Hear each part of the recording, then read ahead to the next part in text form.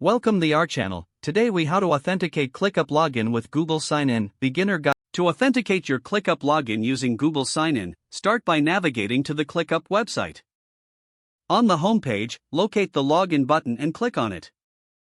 You will be redirected to the login page. Look for the option that says Sign in with Google. Click on the Sign in with Google button. A new window will pop up prompting you to select your Google account. If you're already logged into your Google account, you will see a list of available accounts. Choose the Google account you want to use for ClickUp.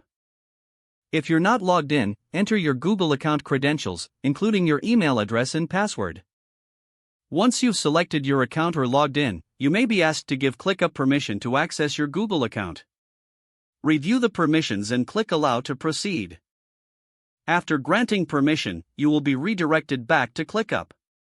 Now, you should be successfully logged into your ClickUp account using your Google credentials.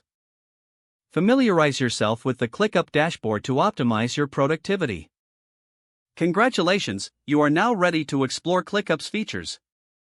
If the page does not load, refresh the browser or try again in a private or incognito window. Make sure you are using the correct email address, then retype it carefully to avoid small typos. If your password is not accepted, use the reset option and create a new strong password you can remember. Check your spam folder for verification or security emails, then complete any requested confirmation steps. Enable two-factor authentication if available to improve account security and reduce unauthorized access risk. After signing in, review your profile details so your contact information and settings are accurate and current. If you see an error message, note it down and try again after restarting your device and internet connection. Log out when you finish, especially on shared devices, to keep your account and payment information secure. If the page does not load, refresh the browser or try again in a private or incognito window. Make sure you are using the correct email address, then retype it carefully to avoid small typos. If your password is not accepted, use the reset option and create a new strong password you can remember. Check your spam folder for verification or security emails, then complete any requested confirmation steps.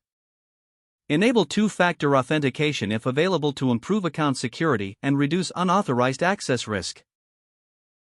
After signing in, review your profile details so your contact information and settings are accurate and current. Don't forget to like this video and subscribe to our channel for more step-by-step tech guides.